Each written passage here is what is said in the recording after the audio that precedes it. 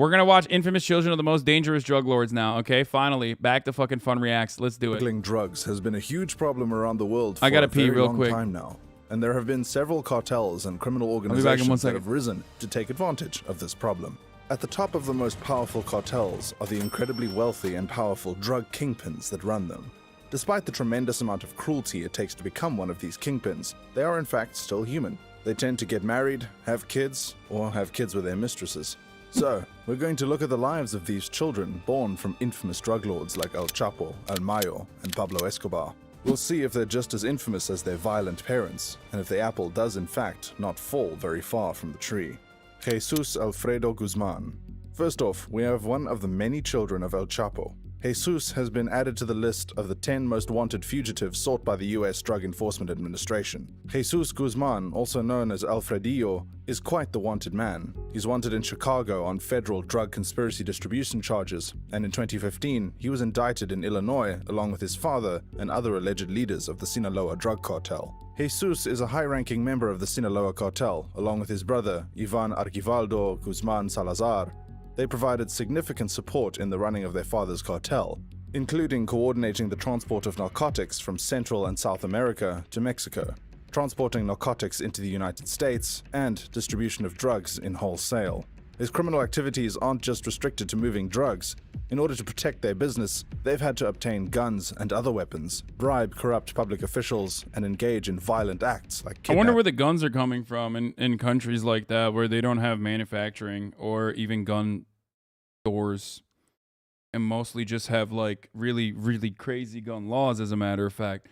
You know, that's always another funny fucking... It's America. The answer is America. But that's always a funny fucking take. They do the Chicago take, but for Mexico all the time. They do the Chicago take, but for Mexico, they're like, oh, Mexico's got hella gun violence, dude, but their fucking gun laws are super strict. It's like, yeah, bitch, they're under America. Like, what the fuck do you mean? Wait, of course. That's what happens. America is such a fucking dangerous cancer to the planet that, like, you know, pretty fucking hard to have any respectable law that you can fucking advocate for and regulate when you're right there. And intimidation. After the arrest and subsequent extradition of his father, Jesus would go on to increase his power in the Sinaloa cartel, expanding their enterprise with sophisticated laboratories and bigger transportation operations. The United States Department of State is offering a reward of up to $5 million for information leading to the arrest of Jesus Alfredo Guzman Salazar. Needless to say, he's as infamous as they come. Serafin Zambada. Serafin Zambada is one of the sons of Ishmael Almayo Zambada, the current leader of the Sinaloa cartel, the man who took control of the cartel after the arrest and extradition of El Chapo. El Mayo is himself quite the dangerous and notorious man, having been featured on America's Most Wanted with a $5 million bounty on his head for his capture, and his son, Serafin, didn't stray very far from his father's path, participating in the vicious lifestyle of running a cartel. Naturally, being the son of the current leader of the Sinaloa cartel, Serafin has a lot of power and wealth, both of which he's accumulated through his fair share of criminal acts. Unfortunately for him, his power and money wasn't enough to prevent his capture and extradition to the United States. His arrest came in November 2013 when he was picked up on a warrant as he crossed the border into Arizona. He pleaded guilty to conspiracy to import more than 100 kilograms of cocaine and more than 1,000 kilograms of marijuana to the United States, and agreed to forfeit $250,000 in drug profits. In letters to the court, Serafin expressed remorse. He had this to say: "In this drug business, one hurts a lot of people, and I, Your Honor, regret having been the cause of causing so much damage to many people with the drug business. I have learned here in this place that drugs destroy many lives." He was sentenced to 5.5 years in prison. Ivan Arquivaldo Guzman. Next, we have another of El Chapo's many children, because unfortunately, the apple didn't fall very far from the tree this time. Ivan Guzman Salazar is also a high-ranking member of the Sinaloa cartel, along with his brother Jesus. They've been instrumental in running the cartel since the arrest and extradition of their father. Together, they've successfully been transporting narcotics through Central and South America to the United States, collecting the proceeds from customers in the US to be transferred back to Mexico for the benefit of the Sinaloa cartel. Their violent trade in narcotics has seen the use of some deadly means and some deadlier weapons.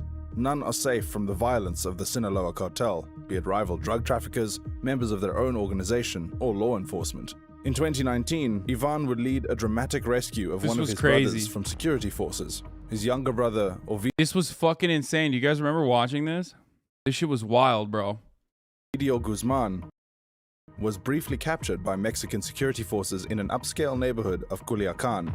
That is, until hundreds of heavily armed Sinaloa cartel gunmen descended on them, forcing his release. It's no doubt that Ivan, like his many siblings, is incredibly dangerous, prompting the United States Department of State to offer a $5 million reward for information leading to his capture, much like his brother Jesus.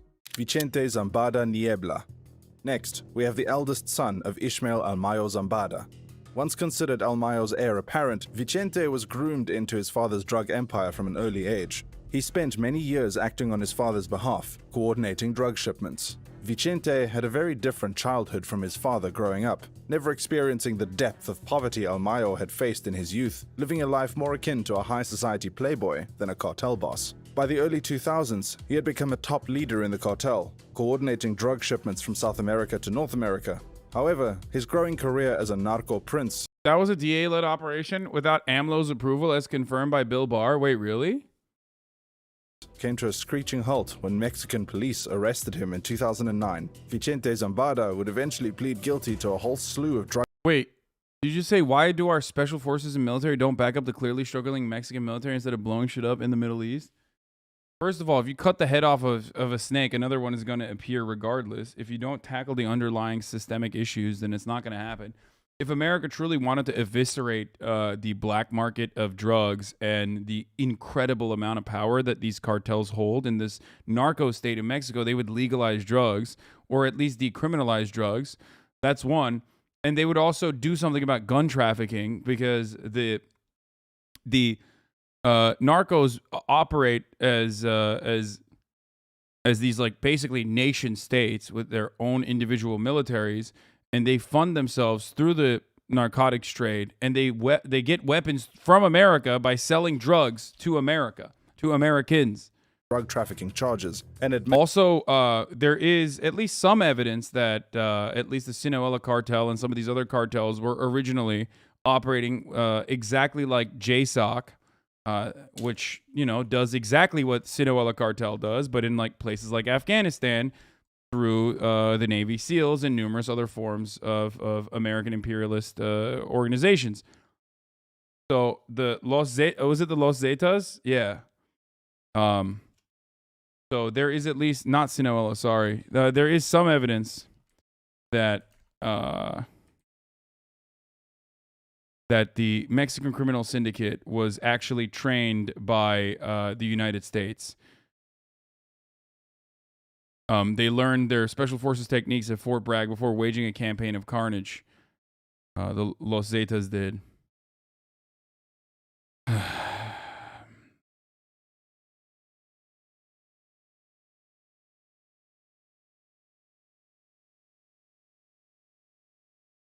Here it is. Judge grants Barr's request to drop case against ex-Mexican official accused of cartel crimes.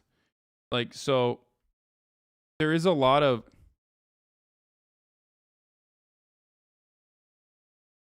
Yeah, they were a special police force in the 90s. They got training from America's special forces.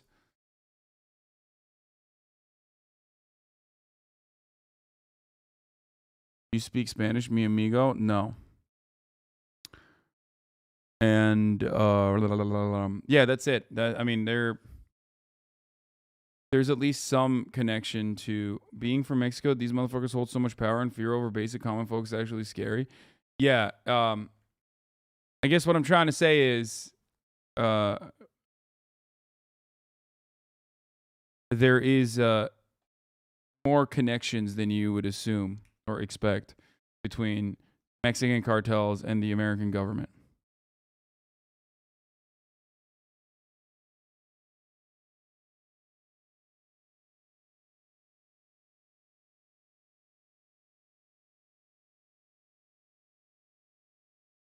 But yeah, probably more than 500 GAFE personnel received special forces training. The Zetas came to the attention of the Mexico Attorney General's office in 1999. After U.S. training, GAFE operatives defected from the Mexican military to become hired guns, providing security to the Gulf Cartel, a well-established trafficking organization, according to Laura Carlson, director of the Americas program of the International Relations Center.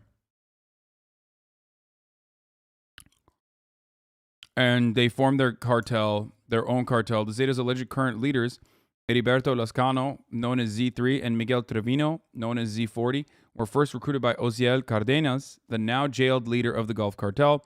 The name Zetas originates from the radio code Z used by top military commanders in Mexico. So,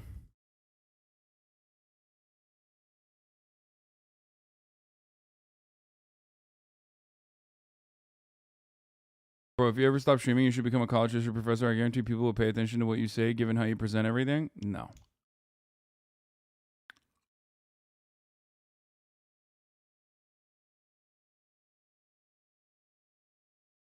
Remember when cartels were handing out care packages to people during peak COVID? Yeah, I mean, they are the governments of you know, the little areas that they control. To having ordered the murders and kidnappings of people that had wronged his father or his allies. He would beg for forgiveness in a Chicago federal court for the harm he had caused during his years as a high-ranking drug trafficker, pledging to lead a moral life upon his release. Vicente would cooperate extensively with prosecutors, providing information about dozens of top drug traffickers, including testifying against El Chapo. In the end, Vicente would... Dude, I don't care that Bernie is streaming on Twitch, man. I don't care. I don't know why. Like, he does it all the time. Every time Bernie Sanders goes live on Twitch, this community fucking freaks out. Do you want me to stop in the middle of a fucking Sunday to go watch Bernie Sanders? What the fuck, bro? It is literally not even an OG broadcast. It's probably a rebroadcast of the earlier fucking stream that he did. Like, why? Why do you always do this? Why do you always do this every fucking time, dude? Kinda, yeah? Okay, well then fuck off and go watch it yourself. It's so weird. Like, I don't understand. I don't understand why you're like this. Would be sentenced to 15 years in prison for his crimes. And as part of the plea agreement, he would agree to forfeit more than $1 billion to make restitution for his nearly 2 decades in the highly destructive Even if it trade. wasn't a rebroadcast, like, I don't know why you want me to go and watch Bernie Sanders in the middle of my fucking stream.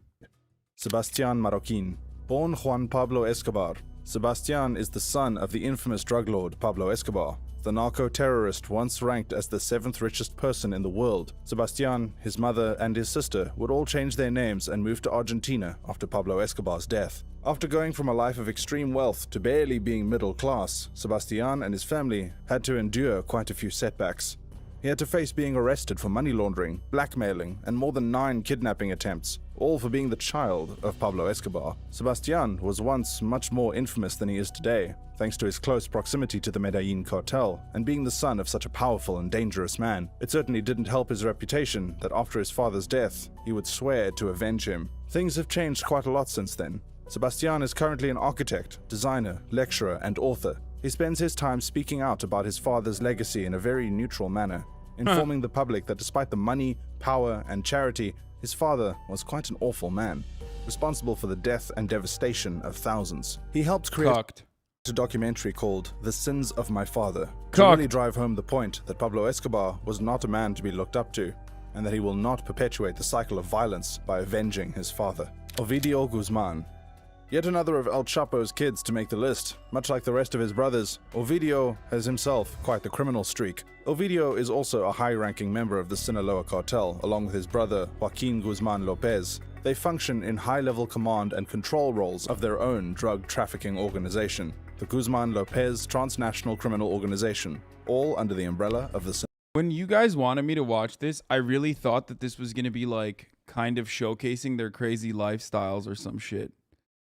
You know what I mean? I'm a little disappointed that, like, I thought this was going to be like a Uday and Kusei style look into the wild lifestyles of the fucking children of cartel drug lords. Sinaloa cartel. The brothers began their narcotic trafficking careers after the death of their brother, Edgar Guzman Lopez. Ovidio and Joaquin inherited a great deal of narcotics proceeds from him, after which they grew their illicit business into a proper transnational drug trade. Through the purchasing of marijuana in Mexico, cocaine in Colombia, and ephedrine from Argentina, the Apart from moving large amounts of narcotics through multiple countries and continents, Ovidio commits several other crimes as well, like money laundering, murdering people, like informants, drug traffickers, and a popular Mexican singer who had refused to sing at his wedding, making him one of the most wanted men in Mexico. Yet despite that, he's managed to evade capture for quite some time now. He likes to keep a low profile to avoid being captured, and so far, it's kept him out of prison. Although, he did almost get captured in 2019 until his brother Ivan swooped in to save his neck. Much like his brothers, Ovidio also has a bounty from the US Department of State, offering $5 million for information leading to his capture. $5 million? Guzman Jr. Named after his father, Joaquin El Chapo Guzman Loera Jr. is quite a lot like his father, choosing to live a life on the other side of the law, becoming a high-ranking member of the Sinaloa cartel. Joaquin and his brother Ovidio have been running their own drug trafficking organization under the umbrella of the Sinaloa cartel, and they've been running it rather successfully. They aren't just smuggling large quantities of marijuana, cocaine, and ephedrine throughout South and Central America. They've diversified and now move large quantities of methamphetamine products as well. The Guzman Lopez brothers are currently overseeing approximately 11 methamphetamine labs in the state of Sinaloa in Mexico, producing an estimated 3,000 to 5,000 pounds of methamphetamine every month, which is then sold wholesale to other members of the cartel or to US and Canadian-based distributors. Pretty much all of El Chapo's sons are either under indictment or under investigation by federal agents, and Joaquin is no exception. He was indicted along with his brother Ovidio on April 2, 2018, and each charged with conspiring to distribute more than 5 kilograms of cocaine, 500 grams of methamphetamine, and 1,000 kilograms of marijuana. Being the incredibly wanted man that he is, Joaquin also joins his brother on the list of people wanted by the United States government, with a reward of up to $5 million on offer for information leading to his arrest. Alejandrina Giselle Guzman.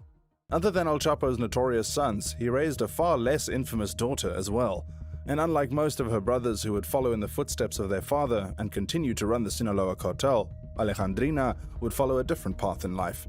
Even though she isn't suspected of playing a part in running the family's drug empire, she's never been afraid to post pictures of her enjoying the good life her father's money and influence Yeah, that's got what I'm her, talking about. Give us displaying her that. extremely extravagant lifestyle on her social media.